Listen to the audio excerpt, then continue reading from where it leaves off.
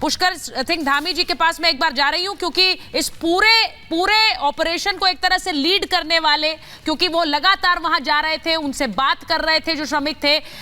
पुष्कर जी, बहुत बहुत धन्यवाद रिपब्लिक भारत पर बात करने के लिए। कभी आपको ऐसा डर लगा,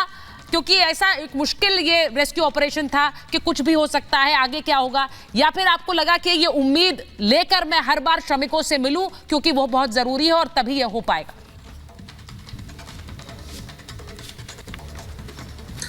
नहीं, हम हमेशा उम्मीद में थे और ये जरूर था कि जब हम उम्मीद कर रहे थे तो एक बार नहीं, कम से कम 5-6 बार ऐसा हुआ कि जब हमको लगा कि हम मंजिल के बहुत नजदीक पहुंच गए हैं और उसके बाद ऊपर से जैसे कोई धड़ाम से नीचे गिरता है, उस प्रकार की हमारी स्थिति हुई। लेकिन हमारे प्रधानमंत्री नरेंद्र मोदी जी का लगातार हमको जो प्रोत्साहन था, जो उनका भरोसा था, लगातार जो हमको मार्गदर्शन कर रहे थे और स्वयं पल पल की जानकारी लेकर उसको किस दिशा में करना है, स्वयं भी वो वहां से सभी को संचालित भी कर रहे थे, निर्देशित कर रहे थे। पूरा पीएमओ इसमें लगा हुआ था, तो हमको पूरा भरोसा था कि निश्चित रूप से हम सफलता प्राप्त करेंगे और भगवान पर भी भरोसा था। बाबा बौखनाथ की कृपा से हमारा ये रेस्क्यू अभियान पूरी तरह से सफल हुआ।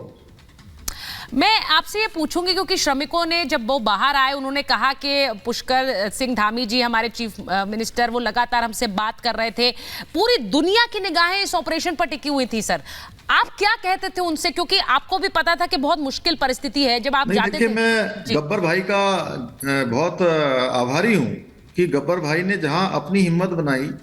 वहीं अपने साथ साथ जो हमारे 41 भाई और थे वहां, उन 40 भाइयों को भी उन्होंने अपने साथ पूरी तरह से लगातार हौसला, उनका उत्साहवर्धन किया। और जब मैं बात करता था गब्बर सिंह नेगी जी से, हमारे सबा अहमद से या अखिलेश से,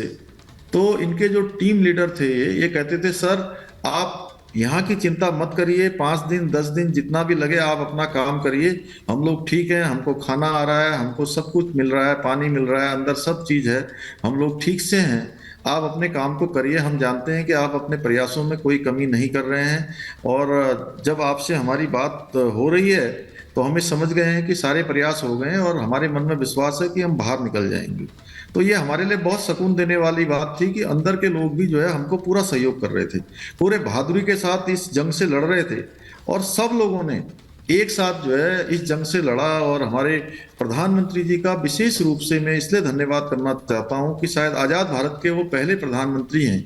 जिन्होंने किसी रेस्क्यू में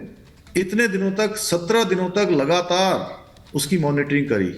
और मैं समझता हूं कि और भी लंबा अगर ये रेस्क्यू अभियान चलता तो वो लगातार जब तक ये सफल नहीं हो जाता, वो हमेशा हमको प्रोत्साहित करते रहते। हमने ऐसे भी नेता देखे हैं, एक बार यहाँ की आपदा आई थी केदारनाथ जी की, तो 8 दिनों तक एक आपदा पीड़ितों के लिए जो सामान जाना था, राहत सामग्री जानी थी, वो इसलिए रुकी रही कि एक नेताजी आएंगे और वो झंडी दिखाएंगे, उसके बाद जाएगा। ऐसे आज़ाद भारत के पहले प्रधानमंत्री मोदी जी हैं जो केवल एक प्रधानमंत्री के रूप में ही नहीं बल्कि एक अभिभावक के रूप में अपने बच्चों के जैसे, कोई माता पिता चिंता करते हैं, उनकी उतनी चिंता करते हैं, उतनी व्यवस्था करते हैं, उस प्रकार का काम उन्होंने इस आपदा में किया है, इस पूरे रेस्क्यू अभियान में किया है।